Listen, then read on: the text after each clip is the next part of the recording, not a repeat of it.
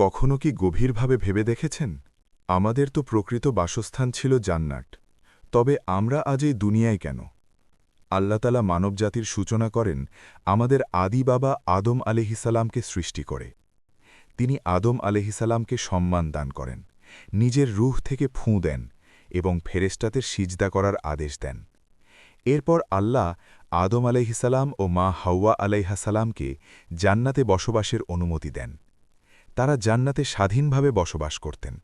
শুধু একটিমাত্র নিষেধ ছিল, একটি নির্দিষ্ট গাছের কাছে না যাওয়া।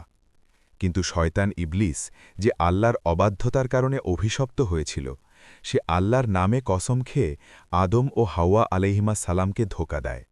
সে বলেছিল, এই গাছের ফল খেলেই তোমরা অমর হয়ে যাবে। এই ভুলের কারণেই আদম আলাইহিসালাম ও মা হাওয়া আলাইহাসালাম জান্নাত থেকে পৃথিবীতে আগমন করেন। কিন্তু এটি শুধু শাস্তি ছিল না, এটি ছিল এক পরীক্ষা। ভুল করার পর আদম আলাইহিসালাম নিজের ভুল স্বীকার করে আল্লাহর কাছে ক্ষমা প্রার্থনা করেন। আর আল্লাহ, যিনি পরম দয়ালু পরম ক্ষমাশীল, তার তওবা কবুল করেন।